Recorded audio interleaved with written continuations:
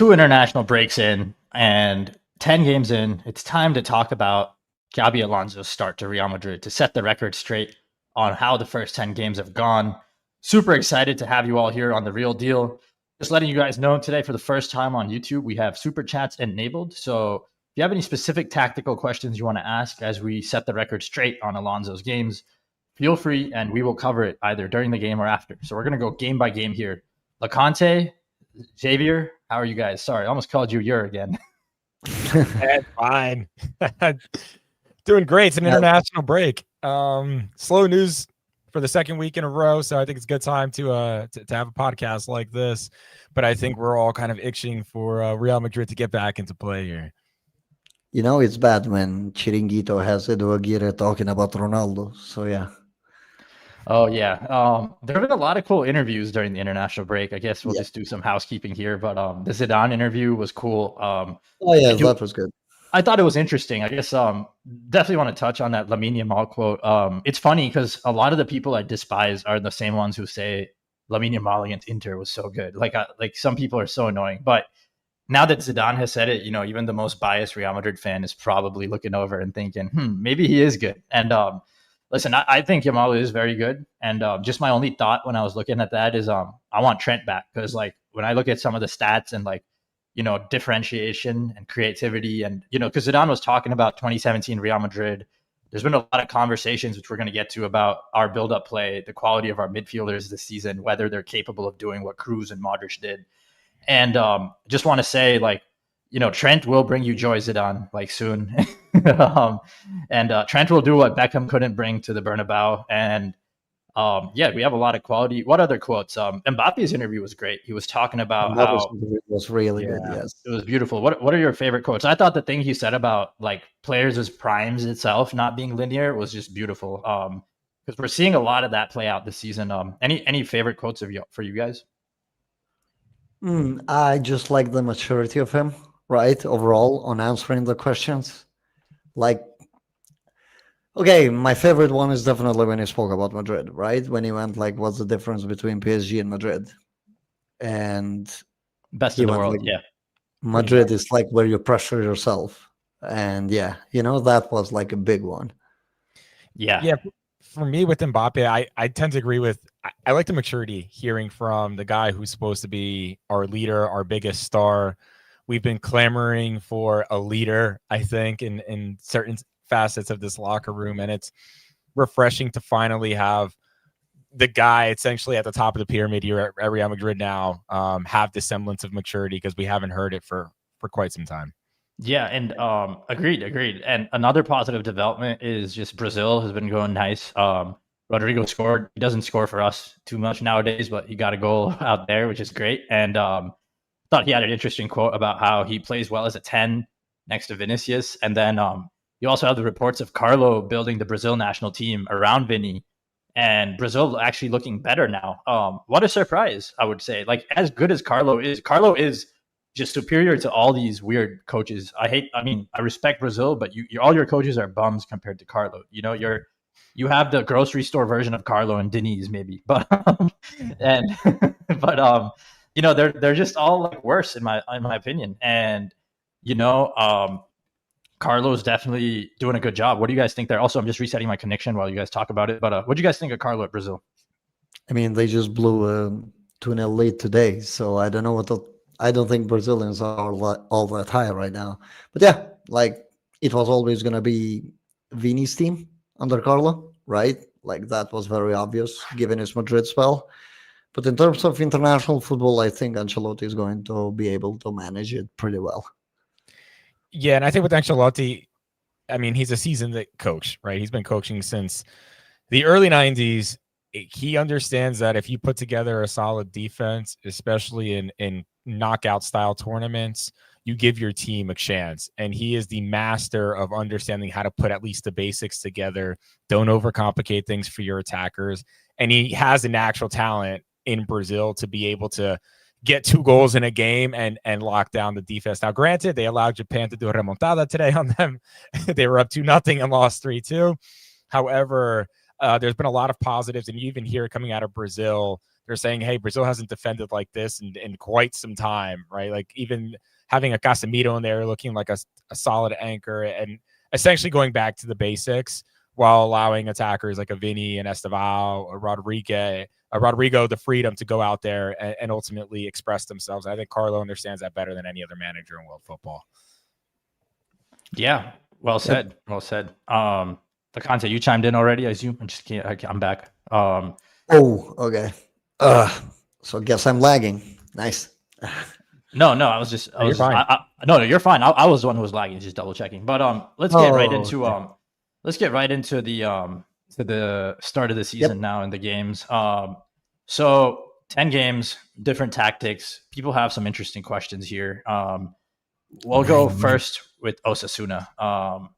First game of the season, we're going to go game by game, and I would like to just break down what you guys think about our performance in each game, and I will also read out the stats with each game. So we're going to go a little eye test and data. Osasuna, we have a pretty good lineup to start. We start Courtois, Trent, Dean, Militao with Carreras. Midfield, it's Guler, Valverde, and Tchouameni. Up front, it's Brahim Diaz, not Franco. Brahim was still starting the first game of the season. And we had Mbappe and Vini. We win pretty comfortably. We hardly give up any chances.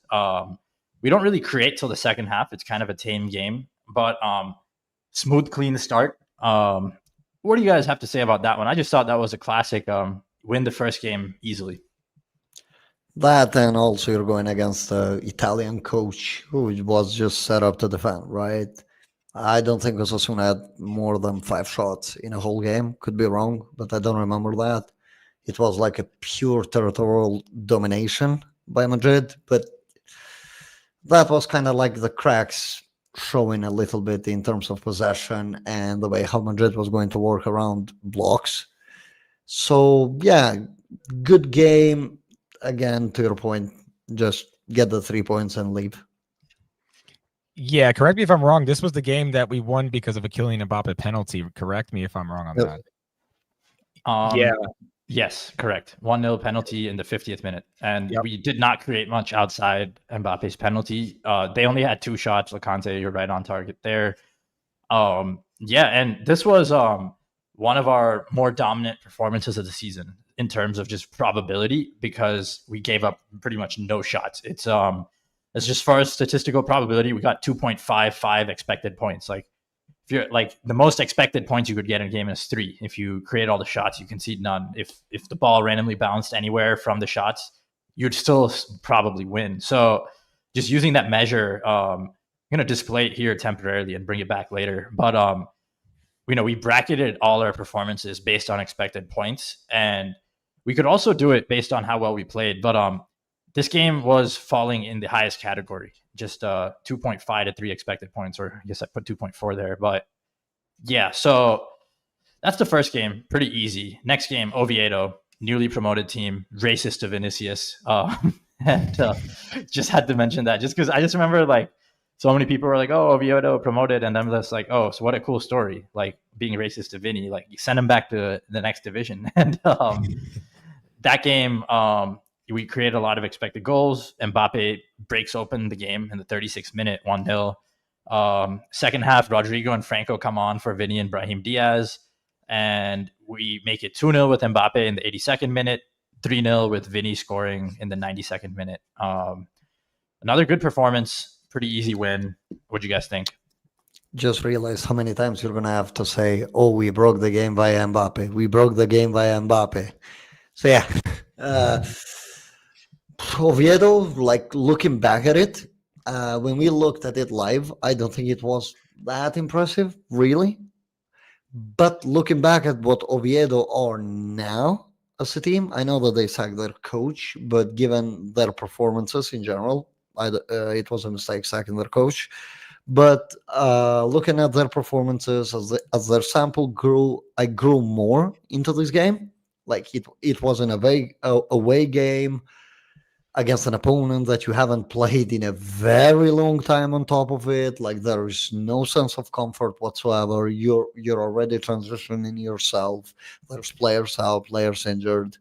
Generally, yes, a at the beginning, to be honest, at this point. But yeah, we need that Mbappe to break the game open. But general, this was a huge upgrade over the Osasuna game in terms of how we played. Yeah, I was gonna say, I remember from the Osasuna game, we had around like 70% possession, but we weren't exactly creating the quality chances, which is why we only ended up winning 1-0. What I remember from the Oviedo game was that we may have had a little bit less possession, but we were actually generating more shots and actually trying to score goals. That's why we ended up having 3 more goals. I think you guys covered kind of most of the game in that sense. But from what I remember, we were the conversation after the Oviedo game was, okay, looks like we're finally starting to actually take our possession and create chances that are quality, which are resulting in more goal creating actions such as shots and ultimately putting the ball in the net. I do remember that if Rodrigo was actually starting, not Vinny, correct me if I'm wrong, right? Because that was like right before Marseille. So just that quick correction there. Yes, Rodrigo. Yeah, it was Vini. Sorry. Rodrigo and Franco started, and yeah, I read it off wrong. I was reading yeah, it it off. was 3-0, Vini goal and assist on the second half after he came on. You know, it was kind of like, okay, I'm making my point there. So yeah, I remember. Because there was a lot of fuss over him not starting that game, and that was just really weird. I just remember, this is one of those seasons where it's a new coach, not a lot of new fans who've seen us win, so they're all just going to freak out at everything all the time. Yeah, basically, yes. That was annoying. And yeah, that was a good win. And I guess anything in the stats, I would just say that falls into the second highest category. If I just bring this back to the stage, it's in the 2 to 2.5 expected points category, but that's where it's freaky. It's like 2.5 expected points. We gave up almost nothing. And Barcelona actually gave up a little more.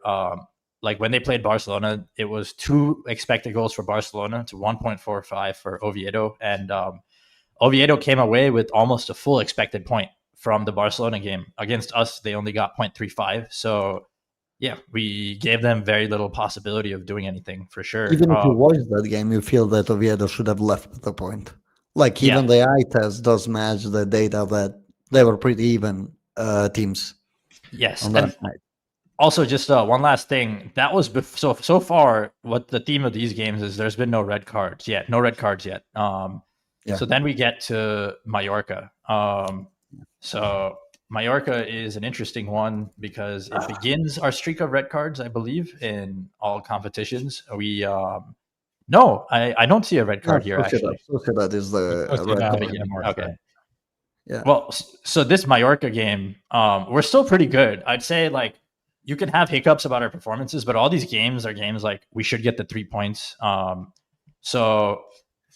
We are at 2.38 expected points. We create 1.84 expected goals this game. Murici scored against us in the 17th minute. Yeah, with the back. Yes. On top of it. Guler and Vinny scored after that. I actually missed this one. I was out on a hunt, barely survived. I wasn't hunting, but I was just out in the mountains and accompanying people. What were you guys thinking of this game? I mean, this was the annoying game because Mbappe has 2 disallowed goals. One of them, to this day, I'll call it a shadow offside. Didn't feel like an offside at all. This was the game where we saw what Trent could really be with the team. The way how they utilized because Alonso really loves to set up these traps, and Trent was just getting the ball and Mbappe was triggering the run, and there you go. Like it was like cash money, like this. So yeah, this was like where we finally got to see some things from Trent. And result, the goal conceded, very disheartening for me at that time. Again, Madrid barely allowed Mallorca to play, felt very dominant, felt very Alonso-esque what he wants to do. Let's keep also in mind Alonso was trying to shift away from what he did at Club World Cup at this point because he understood that assignment of the Club World Cup was way too much for the players at this current stage. So he was more defense focused. So conceding that goal on that fashion, losing the players on a box, just knowing then you concede with your back with the back of the attacker. By the way, with that Murici, I love you. But yes, overall, good performance, better than the result shows.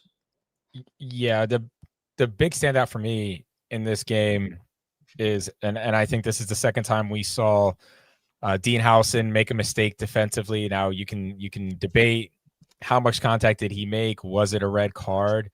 But it was yet another reminder, and I've said this in previous podcasts, that there's a lot of room for development when it comes to Dean Howson. The red card He wasn't this didn't get a game. red card there. It wasn't. That was associated that game, right? My bad. Yeah, but Yeah, we might as well. well, Well, that's where I want to go, anyways. So I guess first is anyways, you feel like he's trying to dial it back. But what's interesting is this is before the red cards. You're saying so. There's been no red card, and the press starts dialing back, is what you're saying. Loconte, Xavier, do you see that as well? Are they play a little more conservatively this game with an attempt to bait the opposition out? Correct. And I think Loconte hit the nail on the head. This was the first semblance of Alonso somewhat realizing that the high pressing system from a couple of games may not necessarily correlate. I also think what started to happen is Vinny's semblance is essentially getting out of that hole of like this player that just was making all the wrong decisions. You started seeing Vinny starting to make better decisions. I would say the Mallorca game was one of the first ones where you started to like his impact while he was on the field was contributing towards the team benefiting versus just Vinny. Now, you didn't actually see that correlate for a couple more games, but I think it coincided with Alonso realizing you have two essentially amazing attackers that can decide you games that aren't necessarily going to fit into this high pressing system throughout the year. So I have to do something a bit different. I think Mallorca was the first semblance of him starting to experiment with that piece. But overall, I think Mallorca was one of our better performances as well, especially from a defensive standpoint. I think the team really locked in that game and showed us like I said it, like last year we would have lost that game or drawn it against Mallorca.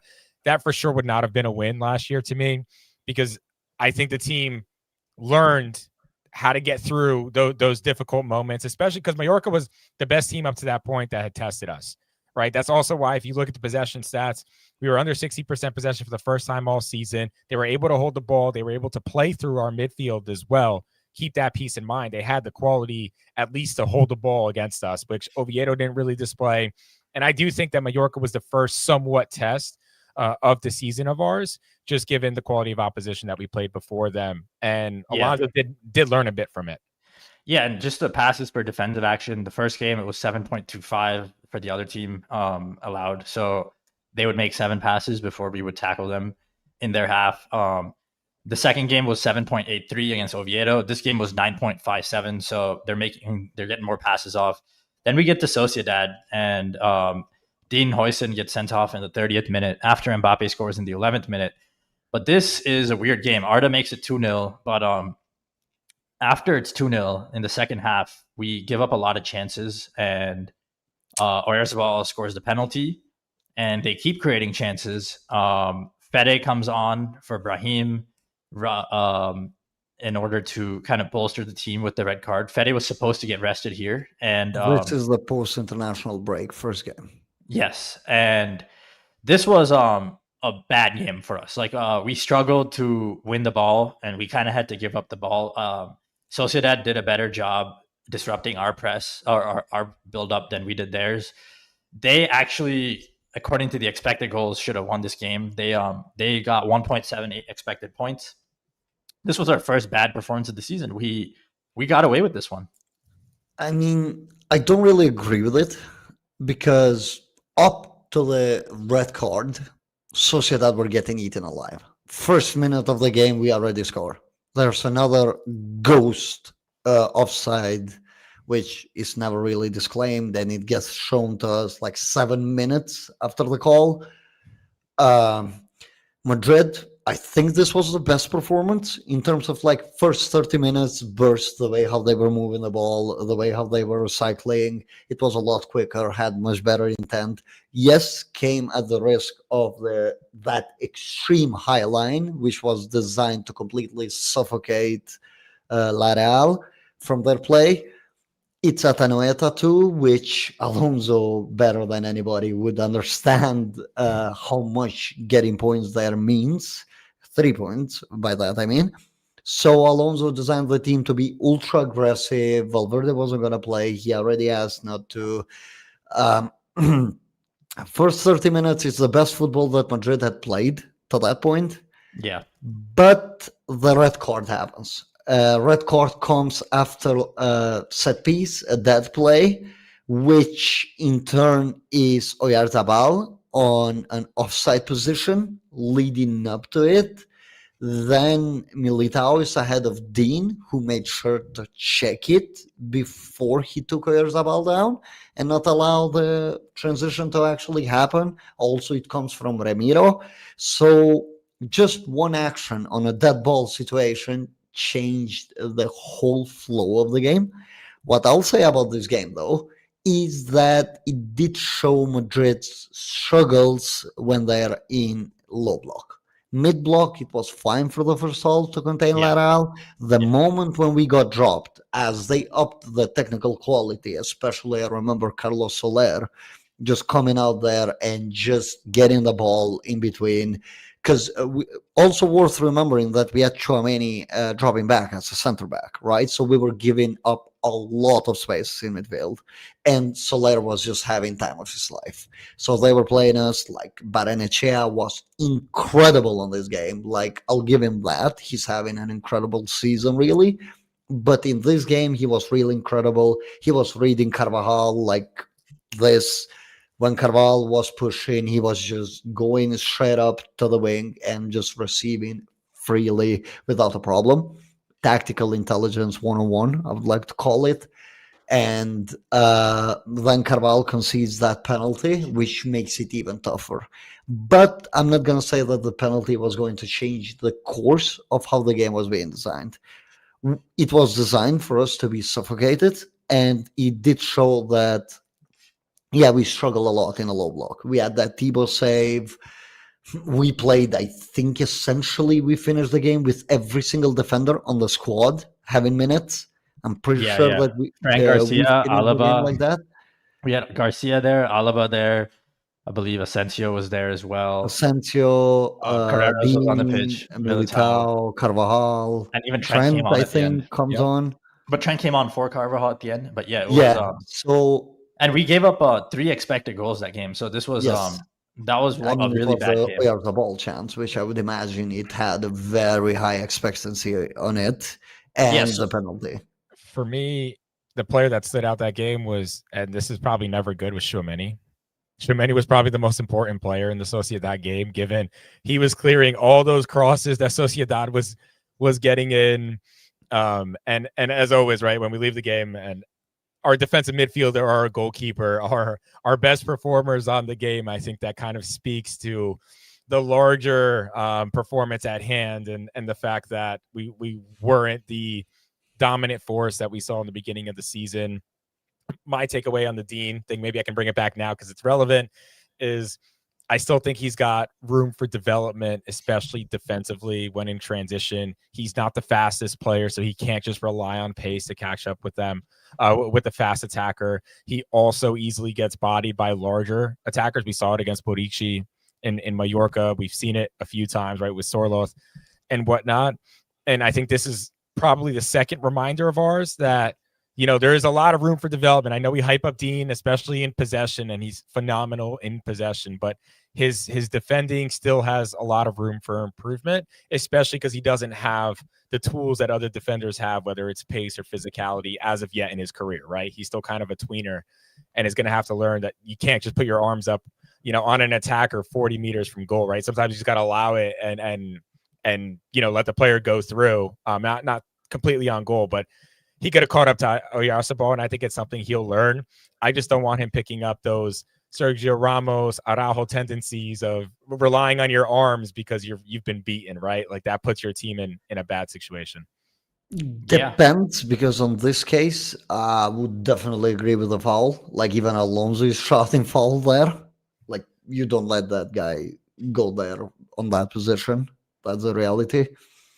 I think Dean is a bit overconfident on his physical prowess, given his height. He's a bit overconfident on that. I would definitely agree with that. And in transition, I think it's just more like a tactical choice, really, because he just can't like develop speed. right? Like he just can't become quicker. His decision making needs to become better when he's jumping, but yeah, he can't really develop that. No, he needs So to. yeah, that's something that you live with. He needs to be. I hate to use the comp, but like he's a little more like PK than Ramos in speed. Yes, he's more like PK than Ramos. Yes, Or I hate to use that. I mean, I hate it because I like Ramos. Some people like PK more though, for what it's worth. I mean, that's a bit weird choice. Unless I don't think you're any of that root for our club.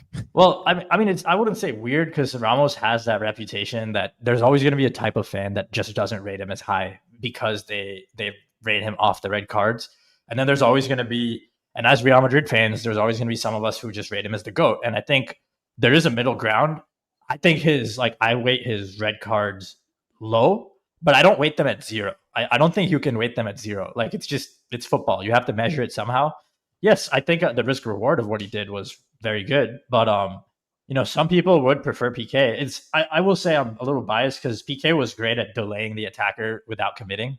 He was so fucking good at that. And Van Dijk, before Van Dijk, yes, and Van Dijk too is incredible at that. And I think that's Dean's best path going forward. Learn to trick the attacker into thinking you're like basically whatever the attacker needs to think you're doing to slow down, make them think that, and whatever body language you need to do. Yeah, he's just waiting for you to jump, but you actually never jump, so your teammate comes in and covers it. Yes. Yeah. You pretend, and you got to constantly like you got to just make the attacker wonder what's going on. You got to have, and that's a whole style of body language. PK was ridiculous at it, and PK was insane. Arguably the best ever at it. Let's be candid. Like he was elite at that piece. Yes, and I know Vinny like struggled as a finisher, but I always wonder if like he was kind of messed up in the head just because of how many times he messed up the shot after dribbling PK in that one.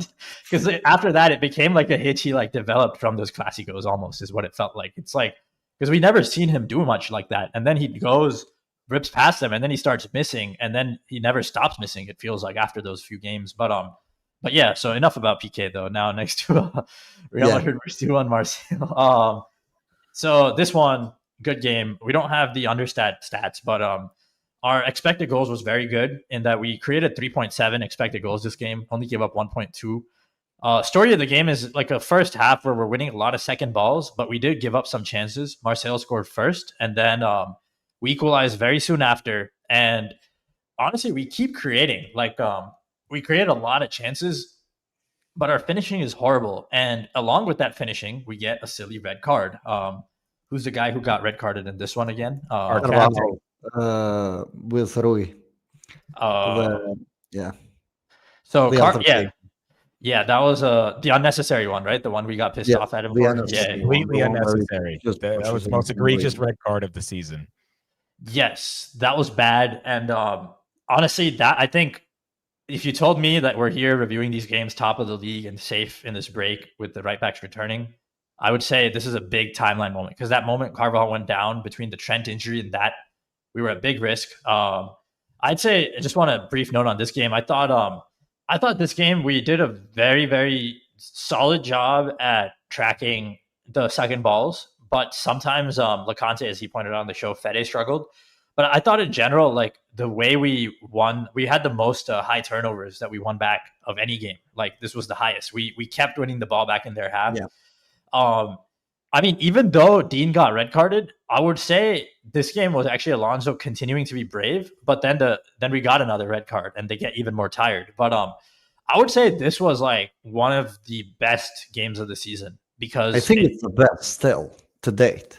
We'll get into them, but in terms of if we're talking purely performance, right? Like if you ignore that it was 1-1 with the red card, we remove the scoreline for a second. This is the best performance by far, literally. Were there a few issues? Yes, I had pointed out the Valverde thing, but that's uncommon for Valverde. And yes, we have gone through that topic, so I don't want to go through all of it again. But outside of it, it was just a really good team performance. Like a lot of risk-taking, but it felt very measured, calculated. It felt like they're building on that Lateral thing. But again, fatigue does kick in with this team, and Alonso did realize that it's very hard to keep that level and sustain it for 90 minutes at the very least at this point in time. We'll also keep in mind, talking about risk, Xavi took a massive risk before this game that I think we have to also add to the context of the conversation, right? He started the entire noise around why are you benching your left winger before this game. Now, it worked in his favor, but we all knew at the time that was a massive risk he was taking by benching Vinny for the Marseille game, right? Was that not a risk? Yeah, but that was clearly tactical, and it worked. Vinny wasn't tracking the fullbacks at all, and Rodrigo was tasked with that. And it was a good vindication. Marseille. Yeah, it was a vindication for sure because he chose the game where it would work, and it worked. Yeah, exactly. 100%. And I mean, and Marseille, like, yes, they weren't full strength, but they went on to beat PSG, and PSG, who weren't full strength, beat Barcelona. Like, it's not as they weren't. Yeah, there are no pushovers. Like, De Zerbi has developed the team, and we saw some of that. Like, they did create an expected goal worth of chances, but yeah, overall it was solid. Next up, Espanol.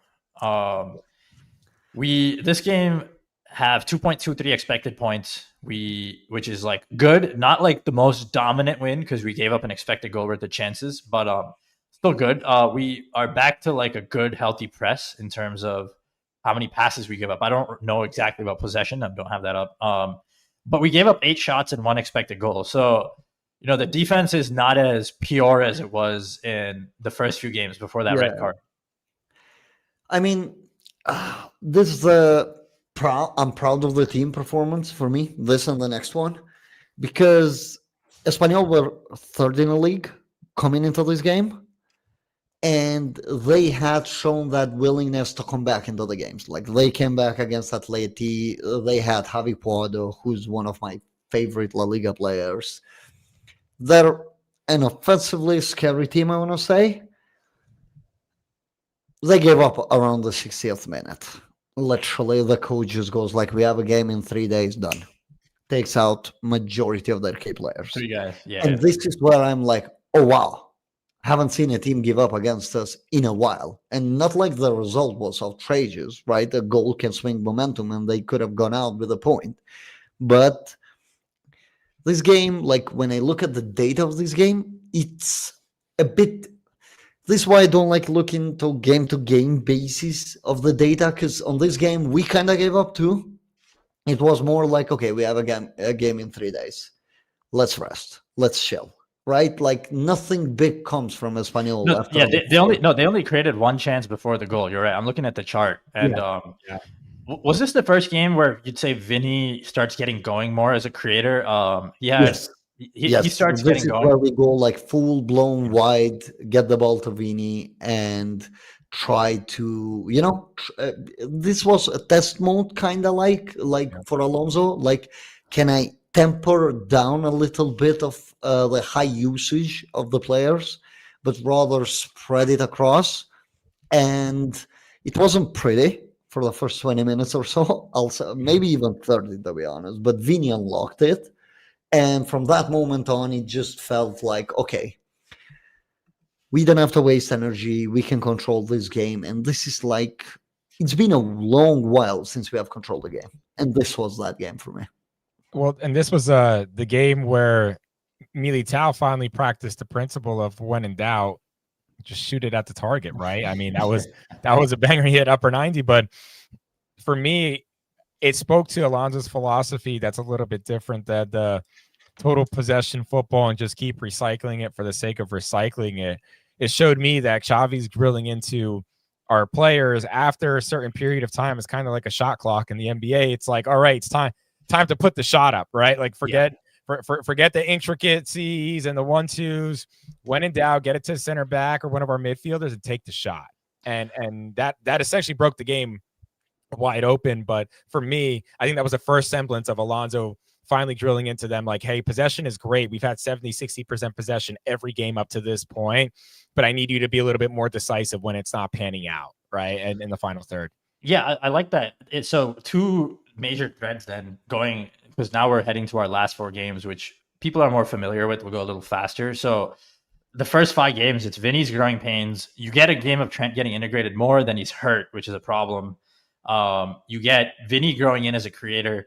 yeah, I like the shot clock idea. I will say I feel like it was there in all the games, but they're getting better at creating good shots before the shot clock runs out. Whereas maybe the first 5-6 games, it's like they're following the shot clock, but it's a lot of like hitchy, like herky jerky stuff. Like maybe the ball. And I'm also a bit scared to pull the trigger type of thing. Nervous to pull the trigger.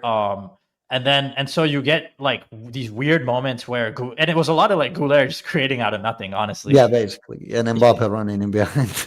Yes. And I think I just want to talk about that. Like, I love everyone's talking about it, but what do we have to say differently here? It's just crazy how that mechanic was not touched last season, like at all. At all. Like not even a little. And honestly, looking back, looking at how easy it's looked for Arda for 10 games, because he's at 0.71 expected goals plus assists per 90. That's like just vintage, like a good old KDB level. Like it's a vintage, like Ozil, KDB, prime Juan Mata. I don't know what you want to call it. I know that's a weird reference, but hey, Mata had a 2020 season, like in his best. Oh yeah, from our academy, we can prop him up. Okay, yeah, exactly, yeah. So you want that type of player, and honestly, yeah, I guess the story of the first 5-6 games was Guler and Mbappe mitigating like Vinny's like up and down games or benching, or like Vinny had a lot of good moments where it would happen, and then you just weren't sure if it was happening. Whereas maybe this game, we finally started weaving in the mechanism of, hey, Vinny, you're going to like fit the concept. Hey, we're going to make sure we get you some ISO ball. But we're also not going away from Guler just because we go to you. And we started seeing everyone working together. Yeah. It was kind of like both, right? We became a bit more wide oriented, which suits Vinny. And Vinny was also getting rid of that, okay, I'm scared now, I don't know where to pass the ball type of thing, because you could see that with Vinny on prior games where he not I'm scared on a literal sense, but more of like, okay, what have we actually drilled here? Like, what am I supposed to do here? Which movement is going to trigger my pass type of situations? And there was a lot of confusion with Vinny. On this game, it felt more natural, more wide-oriented. Like, it did help that Carreras was literally everywhere. So, yes. Yeah. And so then we get to Levante. And this game, everyone puts it together. Mbappe gets 1.5 XG from 4 shots. Obviously, I think a penalty is probably... I think there's a penalty. That's why, when the penalty's there, everything sounds better because it's like one expected goal. But Arda Guler gets an expected assist worth of creation in one game, which is ridiculous. Vinny gets 7 shots, 1 expected goal. Franco gets 0.77 expected goals. So we run riot. I think Franco got like 5 shots on this game. Yes, Franco took 5 shots this game as well. Yeah. So everyone's running riot. Vinny scores in the 27th minute. Franco makes it 2-0 in the 37th minute. Etta Ayong makes it 2-1, and then we win that penalty, and Mbappe scores again right after the penalty. And yeah, easy win. A lot of expected goals.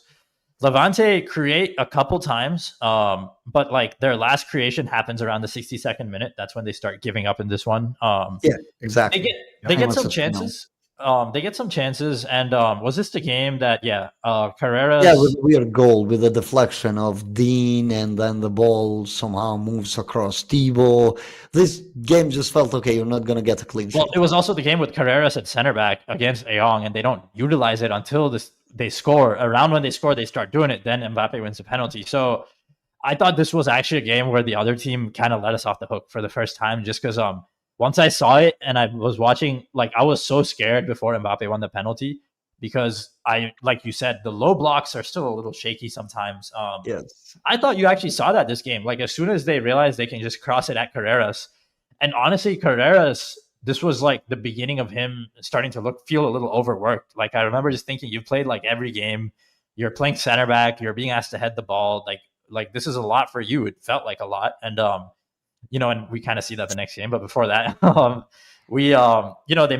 thought Mbappe getting that transition goal bailed us out. And ultimately, it was a sign that Guler threat pass, if I'm not wrong, right? Yes. And so I think this game showed that I think Alonso realized if we're not going to dominate and high press and control every game, then that Arda, Vinny, and Mbappe stuff needs to be on point, because we need to punish the other team as soon as they get onto us. Because if we struggle in a deep block, some teams are going to press us. What do you think of this game, Xavier? The Levante game, I kind of think you hit the nail on the head. It wasn't as comfortable as the final score will make it seem.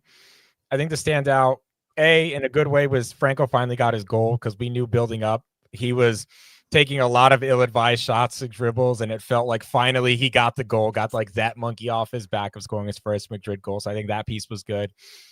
On the Carreras front, it was the first crack in the shield. I would argue. It's like, wait a minute, he isn't the world's greatest left back. Okay, so what is he now? But it was still a good performance, I think, of him covering at center back. And it, unfortunately, though, led to, and we'll get into the Atleti game, I think a weakness that Diego Simeone decided to go and now exploit, which is, between Dean and Carreras. And I know they were both playing center back that game. Between both of them, there is, whether you call it a physical weakness or some semblance, you can make them uncomfortable, right, by playing a certain physical style as an attacker. And I think this was the game where you saw it with Carreras.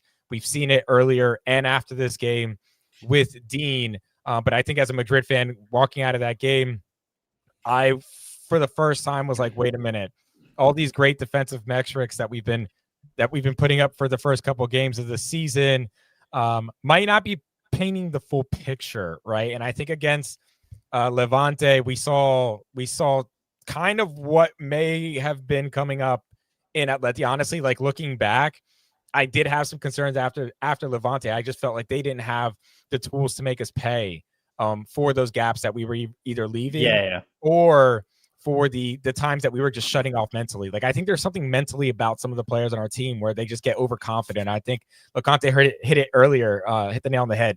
We get a bit overconfident, and the teams that can't make us pay will be fine because of our quality. But those same weaknesses, if you don't cover for them, and as we saw in the next game, they expose those same exact weaknesses that we showed in the Levante game. Yeah, and I guess the theme up till that game is like a lot of games that we could have maybe dropped points in with a new coach without a preseason, where with these red cards, but we do enough to survive, and it's not always going to bounce your way. And everything and I'm kind of glad it worked in a way where we get those easy wins and then we get one wake up call. I'd rather have one loss than two draws. Like, it's more points. Sure. So because the draw feels like it could have gone either way. Yes. While the loss is an actual okay. Yes, and we actually have to learn from it. And I think the way it played out was just beneficial for our season. The results, I would say, like, irrespective of the performances, like 9 wins from 10 with one wake up call loss. And just bringing this back to the stage, real quick, basically you can see that the Atletico game is like the worst game of the season by far, like 0.31 expected points. So like every other game, our probability of winning is significantly higher. Sociedad is pretty low as well. So that game is just it's like an outlier. Like it's just different. And I guess when you see how much of an outlier it is, it's a little less concerning because it means there are many fundamental things that are probably fixable. And they totally attack us crossing. And I thought this game kind of showed that Alonso wants, like, it showed his vision of the team is to be a positional, dominant, pressing possession team. And it was like watching, as I said on the post-game show, which you can go back and check for a detailed breakdown. But, it was like watching Man City versus Tottenham in 2016 in Pep's first season when he went against a Pochettino team. He thought he could just walk up to White Hart Lane, pass the ball around. And it was White Hart Lane back then. That I think they might have changed stadium. But, he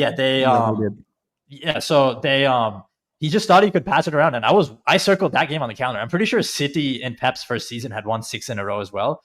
Was very similar. Like, these players are learning to play a different way, and new coach, but very far away from implementing. In our case, not because of quality, I would say more so because you need to see how the puzzle pieces fit together. 1 and 2, no preseason. In Pep's case, the players just were not good enough then. And Bakary Sagna, Clichy, Zabaleta, and so he went and told those guys, hey, like, pass it side to side and wait, make Tottenham come press you, invite them, pass it around. And what happened? They got tackled like 600 times in their own box, like literally. And if you were rooting for City to lose, it was a joyous watch. Just same way if you were rooting against us, this was probably like the best game of the season so far for you if you hate us. That game was so fun as a City hater back then. I was just like, yeah, Poch, go, like tackle them. Dele Ali going, like hunting them down. So yeah, just want to say, yeah, this was a bad game. I mean, I thought Mbappe's quote on this was really good as well. Because I thought Mbappe's quote was revealing. He's just like, listen, we didn't even win duels. You got to win duels to compete. And it's just funny that Mbappe is the one who's coming out and talking about duels now. Duels when did he talk about duels at PSG? Right? He wouldn't have talked about duels at PSG even if they gave him like $100 million bonus. But see, he's doing it for the team. That's the Real Madrid effect. Okay. I mean, I came to the preview. I said that Atleti results were not the true story. Atleti were much better than the results did show, which they followed it up even after the derby. Will I excuse the performance? Not really, because I think the players lost their head a bit too quick. It was a bit reminiscent of the PSG game from the Club World Cup, where there's a bit of that mentality of I give up kicking in a bit early. A lot of people exaggerate on that Arda and Jude type of thing, and they believe that it was what finished us, when in fact Jude Bellingham had 50% of our tackles that game. We had 12 in total, 6 were from Jude. So if there was one guy competing, it was Jude. So, and Arda was a decision, but what I'm saying is that just with a little bit of players' precision being better, Alonso had the plan better. Like we spoke about this with Jared one day after the game too. Derby Madrileño was a game that we could have won. Like, it wasn't a game where we just got completely nailed and there was no way for us to come back. Well, at halftime, there was a possibility of doing something, but it's just funny that like it shouldn't have been 2-2 in the first place for what it's worth at halftime. But that's kind of like the point, right? Because at the beginning we get the lead, not really deserving. It's just Arda and Mbappe again, and that's not always going to pay off. And I think earlier Dean's overconfidence, because of that duel with Sorloth, he should have won it. Like, he should have won that duel. He didn't, because he doesn't fully jump.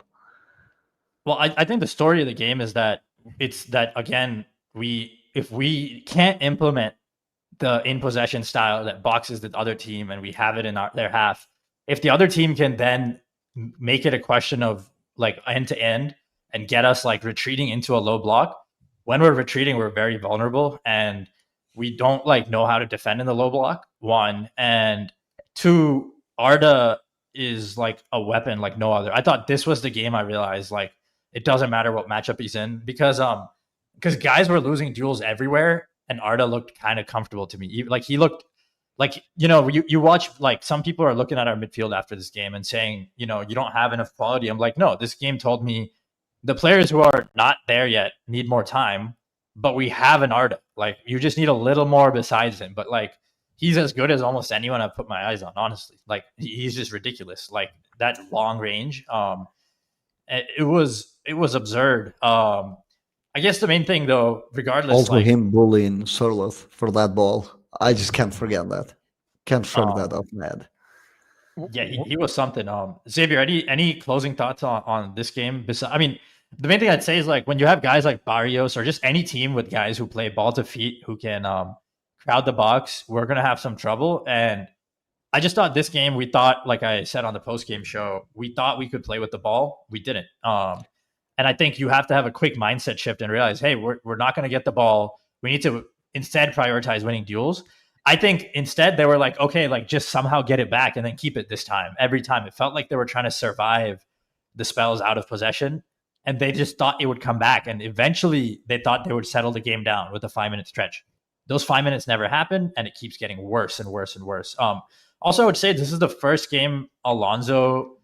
I think this game you could pin on him in the sense that he made not enough adjustments. Like he could have changed something at halftime, and he was maybe a bit naive this game. Like at the very least, like read the writing on the wall. I get that it's 2-2, but like I feel like he went result oriented at halftime when he should have been like, that was garbage. Like, we need to change it up. Xavier, what'd you think? Yeah, and I'm going to repeat kind of what I said on the preview when we were here on that Friday before the game, me, you, and Jared Loconte, and I mentioned that the biggest thing with these derbies that at least I've seen in the past couple years is the mentality of the players just not being right on the day of the derby. And we've played with different players, different tactics, different systems, different stadiums.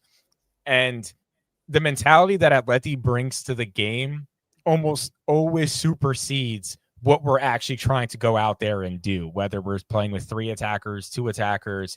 It seems like players 1 through 11 from Atleti are geared up, ready for that game, supercharged. We can joke about it saying this is their Champions League final. Ha ha ha. Like, that's a joke until we literally can't beat them for 2 years in a row, right? Like when we have an issue doing that. Now, we beat them in the Champions League, yes, because of double touch.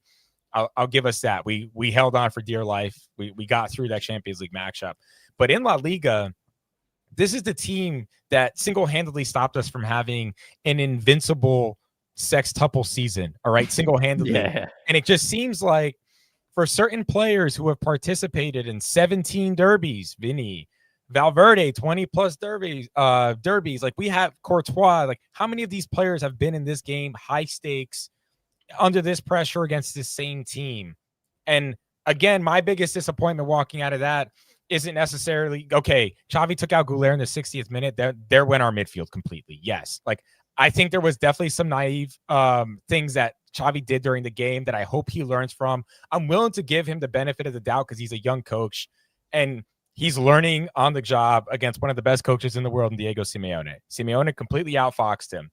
But there's no reason why Giuliano is looking like a prime Figo on the right wing, against Real Madrid. There's no reason why you're making Pablo Barrios look like a Pirlo in the midfield against us. Well, no, Barrios is good, but Koke, he's supposed to be washed. You can't let Koke do that. Koke, right? Like, we're making these average players look so good because we are not bringing the right mindset. And I left that game just as frustrated because I expect better. I really do. As a Madridista, I can pull my hair out thinking about like the tactical element of this game in particular. And that's why I always said this game in particular is so hard to analyze tactically because the emotional side just takes over at some point during every single derby, right? You just get to a point where it's like tactics out the window, survive, get on the players who are going to make the tackle that you need, clear the ball, get the yellow card you need. And it almost always plays out in that way in the derby. And I'll end it with this. We gave up 5 goals to Atletico Madrid for the first time in 75 years. That just doesn't sit right with me. And I hope that these players, yes, Xavi's going to have different instructions in our next derby, but I need them to get motivated and understand that this is as big of a game as Atleti's treating it. Because if we don't, we're gonna pull our hair out again in the second derby of the season asking, why did we draw? Why did we lose again to these guys, right? And that's my biggest takeaway from the Atleti game. Yeah, it's also a profile mismatch, though, Atleti, for the most part. I just want to say that, like, regardless of the tactics, it's a good litmus test game. Like, 2 years ago, we won a lot of games, and they were the only team that stopped us. But also, if you guys remember Zidane's first 6 months, we lost to Atleti, and that was the low point of his first 6 months. Everyone was down. Ronaldo was like, listen, like, look at Barcelona. Their players play. Like, where's Bale? Where's Benzema? I don't think even our front three was fully healthy for that game. And he was pissed off. He's like, we don't have anyone. Like, we have all these guys on big deals. They need to come and play these games and win with me. And that was a moment before. Did Casemiro play that game? Is my big question. I just want to go back because I think that's a cool data point. Just because Zidane and Alonso, something I want to touch on before we end. They just seem so similar. It's just so eerie. They just know for Real Madrid, the concept of success looks quite similar in both of their heads. They know what it needs to feel like. But yeah, let me just go back. Atletico Madrid 1-0 Real Madrid. It was in February of 2016. Let me pull it up. Yeah. February 27th, 2016. Griezmann scored in the 53rd minute. We had 15 shots, 69% possession, a lot of passes, couldn't break through. Benzema, Ronaldo, James, Isco, Cruz, Modric. Yeah. So he's playing the Carlo lineup. No Casemiro in that big game to start off the bat.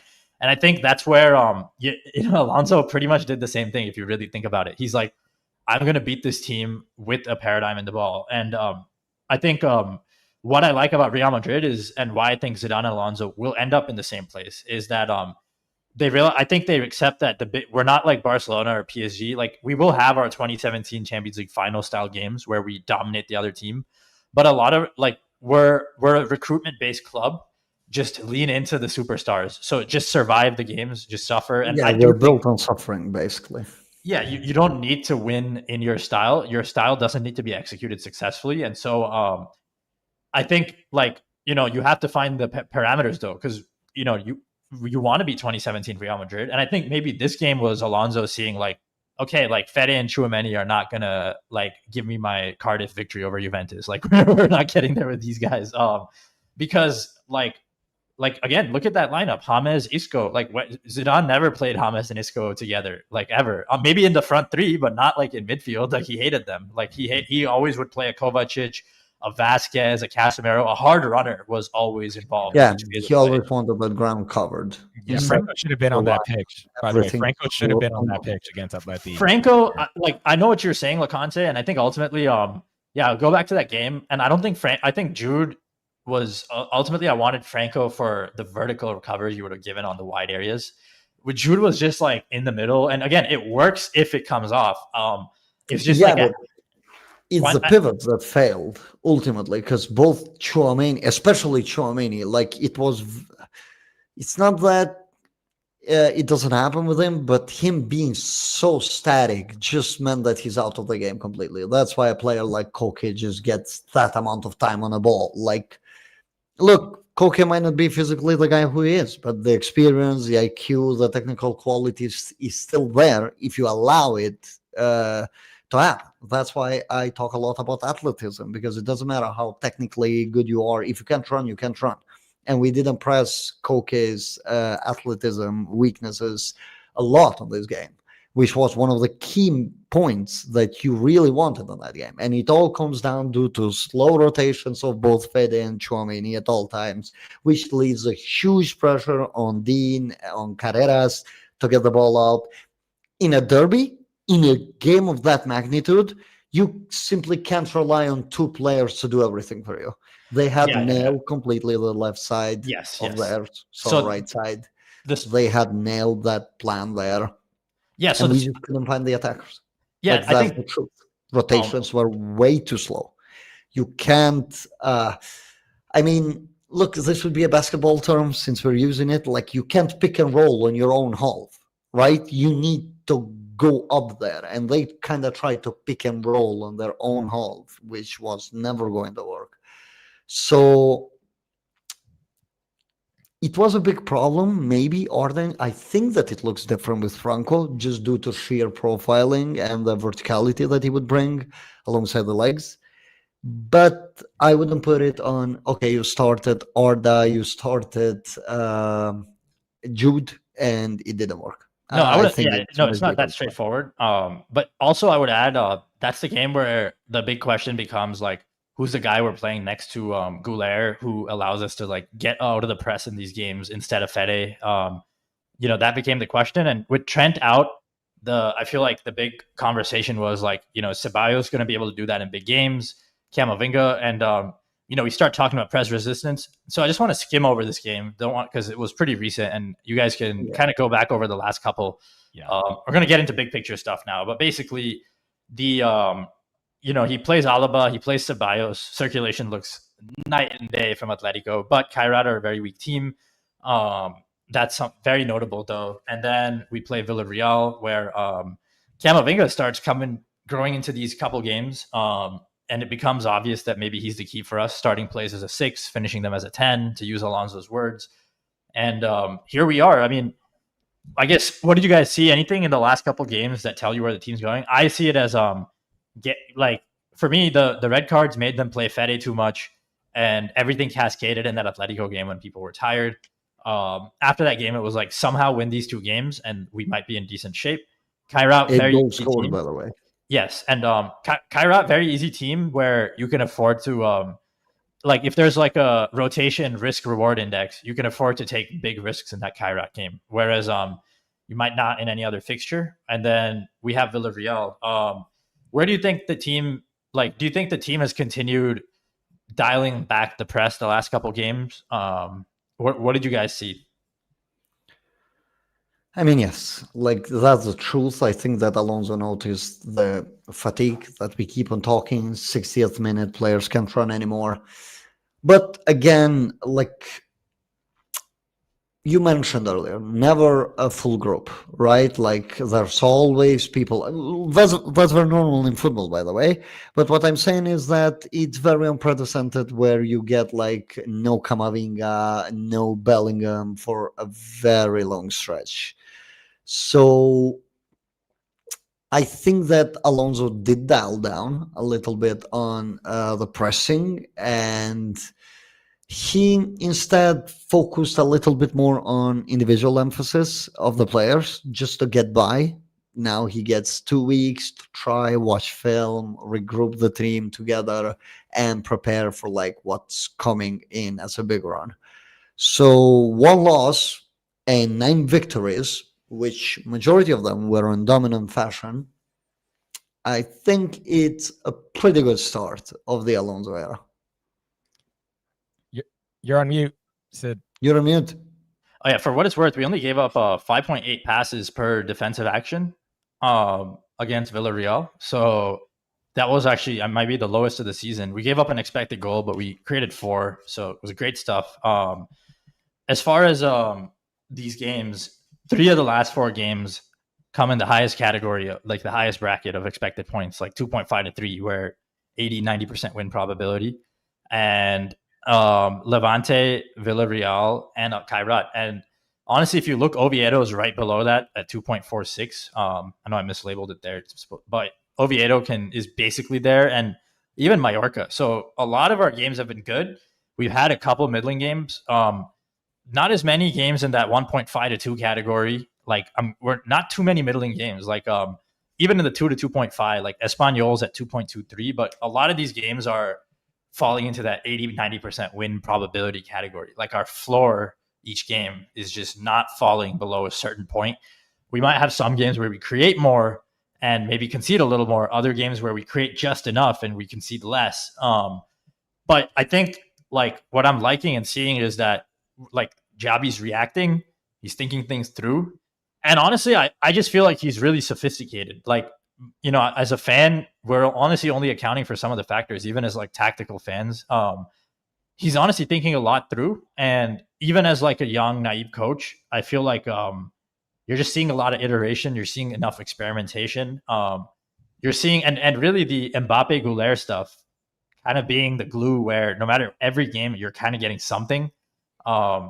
Really satisfied. Like it's I don't know how much better you're gonna get without a preseason. Like what do you expect? Like did you expect some like perfect football without a preseason? Like this is, I'd say like if you played the first 10 games 10 times, I'd say like this is the 90th or 95th percentile outcome. This is as good as it can really get realistically under all the circumstances. Yeah, the only blip is giving up 5 to Atleti, if we have to. But that's historic. Yeah. It's just because of the historical context. Like that's. I understand that, but I wouldn't pay that much attention to the scoreline rather than the performance. I just think the performance wasn't bad. Like 5th goal comes on the garbage minutes with Fede just completely misjudging the situation. So it would have naturally been a 4-2 scoreline. And yes, we have given up 4 to Atleti before. So I guess from a historical standpoint, you get me? Like it doesn't really change a lot of things. Yeah. Did the performance warrant 5 though? I think for the no, I think the performance was not far off 5. Like it was pretty bad. Like we had essentially 10%, like our win, like if you play that game 10 times, we win it maybe once, like if we're really lucky. So even a draw is probably once. We draw it like maybe 3 times, I believe. Like if I had to go just off the math, like 0.3 expected points 3 times, almost a point. Yeah. So like 3 out of 10 times. Either way, it was just I think that's the one thing you could use to beat his head over. And I just don't know with those early mistakes. Like, you don't know how much he's going to overcorrect for that. Like, because some coaches overcorrect a lot for big mistakes and losses, and they get embarrassed. Alonso strikes me as a little cool, where he won't overcorrect too much for one game, but that was the kind of game you do overcorrect for. And I guess that's why, if anything, the reason I don't read into it is because it was so shockingly bad that like it's probably seared into his memory, is what I'm going to assume going forward. And it could be a bit like second spell Zidane, or just Zidane once he brought Casemiro in. It's possible that all our big games will get more boring going forward, like just very drab. It will be interesting. As far as any interesting thoughts on shape or anything, I feel like Alonso's actually not that wedded to shape. He's more so trying to get us playing with the ball in the other team's half, and also executing on triggers to get runners in behind. And as a result, I think he's actually like a little like he's not a traditional positional coach all the way. I think especially with the way Mbappe is playing, that's not a role that like I just feel like he's doing it better than he did for Enrique. Like if you ever saw Mbappe in that free roaming role up front, it didn't feel as natural for PSG. It already feels more natural here, and that's why it feels like we're seeing the future of football a little it's like a balance between like positional play and a little more relationism. Exactly. To your point, right? Vini had 108 touches, if I'm not wrong, against Villarreal, right? How many attackers are naturally going to get that amount of touches? Like even midfielders struggle to get to that level. And there's an attacker getting to that number with like 76 passes, I believe. So Alonso in general, I would agree with the fact that he's a mixture. I don't think that he wants to be way too rigid with his approach. I don't think that he wants to limit the players to certain things constantly, but I also think that he likes the team to do certain things, especially against the ball or off the ball in general, to be done specifically. That's why I thought that Vini struggled, because Vini was too much on his head, thinking a bit too much. Okay, I have to do this and this and this and this, and this is so different from what I was used to. Like for an Mbappe, you can look at his coaches, right? It was much easier to adjust because he's already had Alonso type of coaches who would be like Pochettino, Tuchel, Enrique in the end. Like Mbappe came from a more tactical school, while Vini is coming from more of like a freedom side of things. I'm focusing on Vini a lot because of sheer quality you get with Vini, and the fact that more often than not, you're going to need a game changer to break games. And I don't think that I want to rely for 38 league games, as example, into Arda and Mbappe opening up every single game for us. So now Alonso has had like 2 weeks.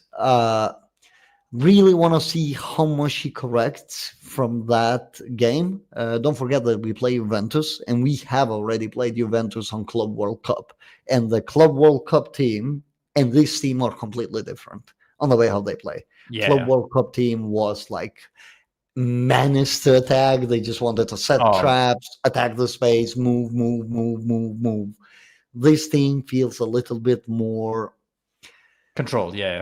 Controlled, like they pick their moment. It's more of like, I know that there are clips being shared also of people enjoying that type of football before, but not sustainable without a preseason.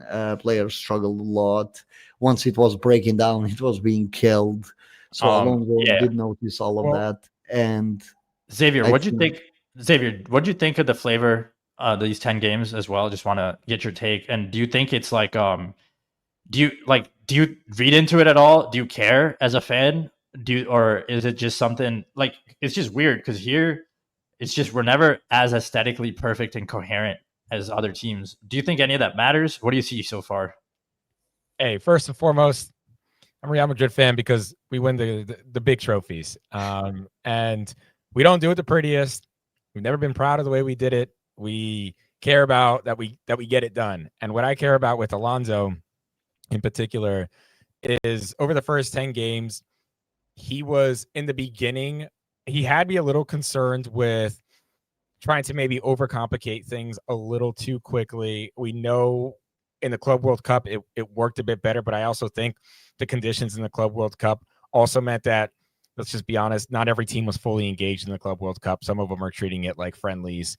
And that's also why I think the games we played against Dortmund, against Juve in the summer, that to me was more like you can get away with trying to over complicate things because they're not treating it as serious as maybe an in-season competition. And in the beginning of the season, what was a bit concerning is you get to a point where like you have to bench Vini because he's not fitting into the rigidness of your tactical system. I think it was a give and take from both, right? Vini had to adopt the tactics, but I think Alonso also had to simplify things on the field for Vini to be able to incorporate. And the promising sign, though, for me and Alonso is that it's like I think he started with advanced physics too, and then is like kind of like dumbing it down in a sense. Yeah. Because he understands that at Real Madrid, no matter how great of a tactical mind you have, Rafa Benitez, there is a winning formula at Real Madrid, right? And that is you don't overcomplicate things and you rely on the superstars that we pay the most money in the world to deliver you results. That typically pans out in knockout tournaments because in knockout tournaments, as I mentioned, Carlo was the master of it. Zidane was the master of it in the three-peat. You get your basics down defensively, and then you rely on the individual quality of the best players in the world that play for your team. And I think Xavi is learning it. He hasn't fully mastered it yet, but you've seen him. He knows he has the most unstoppable tool, right? You remember the Kareem hook shot? You couldn't defend it. You know what you can't defend now? And Arda threw ball to Mbappe. But you have to make sure you're creating those chances. You have Arda in the right place to receive the ball and Mbappe running along the back line, right? Like, and you have to create those chances throughout the game and put Arda and Mbappe in positions to succeed. I think we've seen Alonso figure out, and that's the key tactic. Like when in doubt, what can work? Like what can I rely on? Yeah. Ball to Mbappe. Good. You're getting the basics. You're learning how to build kind of the foundation. However, I still need him. If I have to criticize Alonso, one thing that I've been kind of critical of is we talk about how he rotates all these players, how he's getting the best out of different lineups. I want to see him get more out of our substitutes because the one thing I have to be critical about is most of our substitutes that come on don't really do anything besides a Vinicius who's came in after he was benched and decided I want to go prove a point, so I'm gonna come in and get some GA.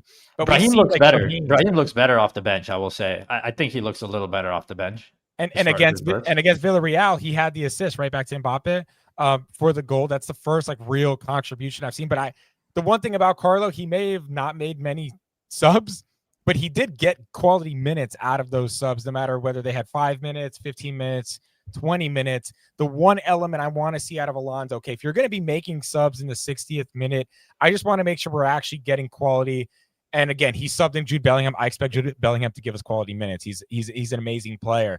But I want to see that from more of our substitutes. I want to see more quality minutes out of the substitutes when they're brought on. And that's maybe the one place I can be critical of is if you are truly incorporating your full team, then that means quality minutes should happen whether you start or whether you don't start. And I just haven't seen enough quality minutes from players who come in off the bench across the board. Now, granted, it's a small sample size. It's 10 games in. But if there's an element I want to see him start to incorporate is get more quality minutes out of those subs, especially if you're making subs in the 60th minute.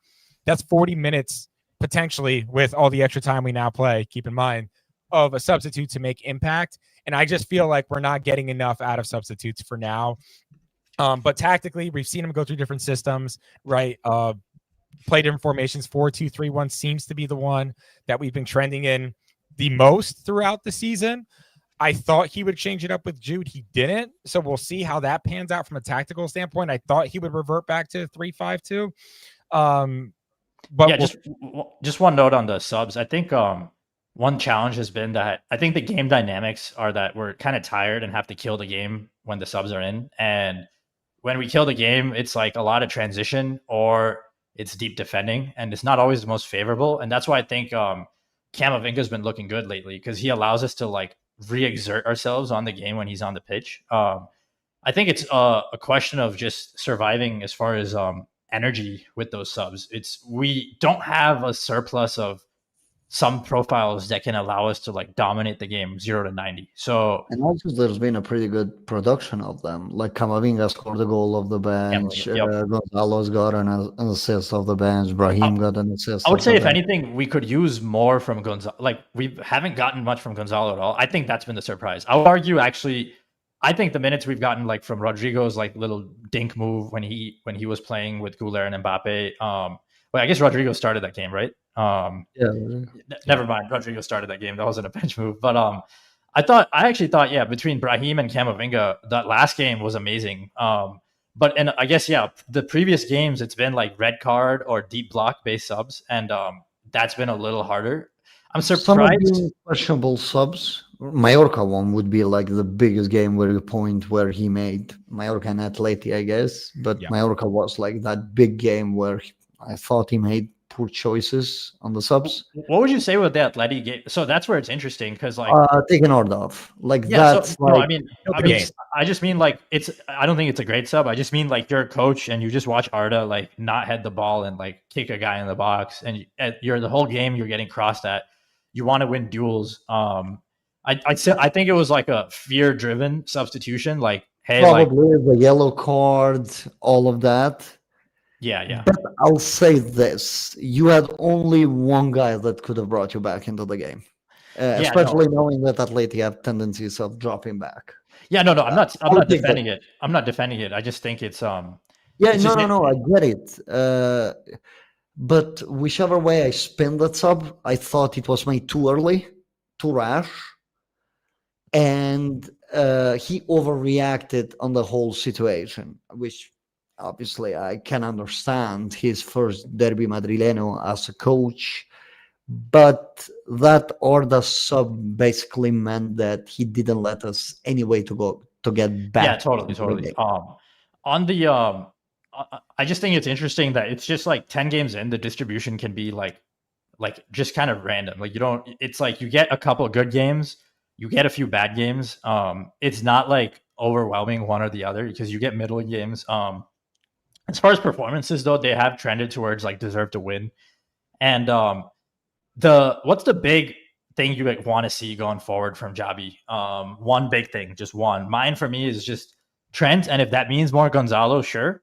It's just whatever. I would like to see Trent like get unlocked. I know Camavinga and Guler and Mbappe and Vini can win us games, and I know Trent also. You want to get him healthy. First season in Spain, it's kind of like Mbappe last year. Maybe you don't want to put too much pressure and expectations on him, but I just think that guy is like so absurd. Like I've just been watching so many Liverpool clips and like just going through the math of like how bad, by any measure to the eye or statistically Henderson was on the ball or James Milner. And I'm just like, why are we complaining about our midfielders? We have Trent. Like, that's why we signed him. Like, I know people are like, hey, Carreras and Dean had the workload against Atleti. Okay, like they weren't the magic wizards. They were like they're really special. I don't know what metaphor to use, if not wizard, maybe like a apprentice. I don't know, like a Padawans or something. But Trent is a Jedi master. Like he's right there. Like I just don't think people understand how valuable he is. Like it's not just he's the greatest offensive right back. Players like that change the whole landscape of their team. Imagine 2011 Barcelona without Dani Alves. Imagine 2017 Real Madrid without Marcelo. And I don't think there's a possibility of us reaching whatever ceiling people envision from this group without Trent, actually. I think it's funny that I'm seeing that because there was so much talk about Danny Carvajal those first few games. And I don't think Trent was great before the injury. Yeah, no, and Trent wasn't great before the injury. I'm guilty of that. And I'll just say this.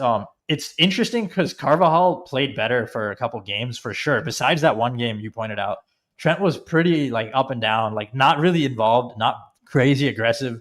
Maybe 30 minutes here and there where the tactics favored him. But even though that happened, I'm saying just from what we saw against Atleti, if you want to play with the more duel-oriented game, sit deeper, you need someone who can pass from your half. And Trent does that. And we haven't even attempted to try and integrate him because we're more worried about Vinny's confidence and other guys because he's a right back. Because the right back on a free transfer who's a multimillionaire can understand that we're letting the left winger get his confidence back before we prioritize him. But I just don't think that's the right move for this team to be good in March, April.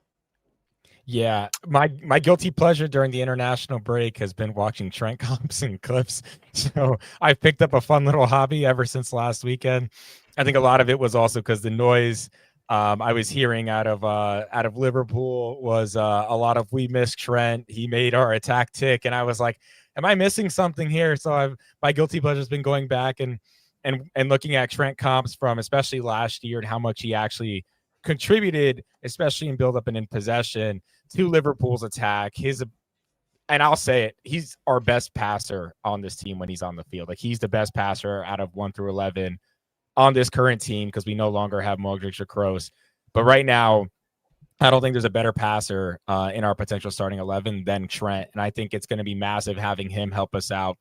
First phase build up, looking over the top to Mbappe. Loconte, I'll let you jump in now. I'll land it here, though. But Trent has been my guilty pleasure for this international break. And I've put down all my Trent agendas that I had up to this point. I'm ready for him to not only come back, but come back, be a starter, and contribute. I mean, there's been way too much personally for Alonso to figure out.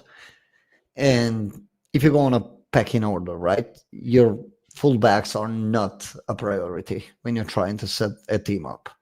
But your fullbacks are probably going to be the cream of the crop once you have set everything up properly. It's the way how he wants to integrate Trent. I felt that early on he really wanted him deep. He didn't want him exposed a lot into the space.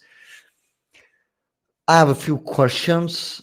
Like, was it Fede's engine that didn't let Trent to go higher up? Like, we had only one game with Trent really pushing and taking more responsibility. It felt a bit more like he's just part of the group rather than being more of like a key piece on a ball, especially if we have, again, two slow rotating players in Tchouameni and Valverde. You're going to need a Trent. You're going to need somebody to get you out.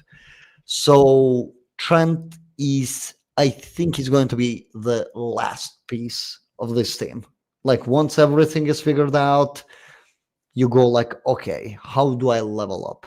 And that's where you're going to look at Trent on training and be like, yep, there you go.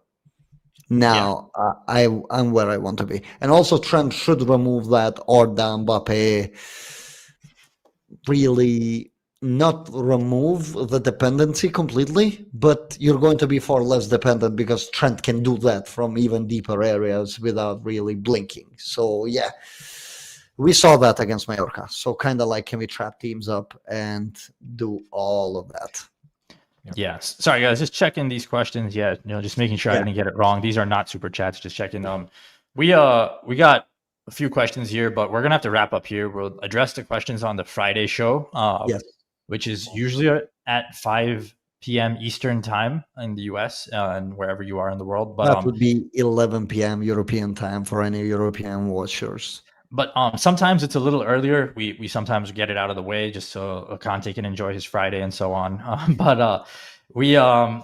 So please tune in. We're working on a lot of expansions. We now have super chats. So if you guys have any specific questions that you definitely need to be addressed, for sure, that God would go that route. But we try to get to them otherwise.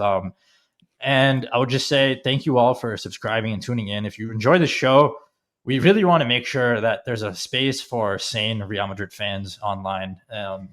I don't know, the way an online community is can really dictate how you enjoy something. And if you're like us and you don't like all the stupid clickbait and you want like seasoned Real Madrid knowledge, this is what we're doing here. So if you like this, please tell one of your close friends or someone to check it out and maybe leave a review. That's what would help on Spotify, Apple, wherever your podcasts are. Please check it out. Loconte, Xavier, thank you guys for coming, talking about this. Great first 10 games. Excited to keep moving. Yep. It's a real pleasure. I look forward to it. Hala Madrid.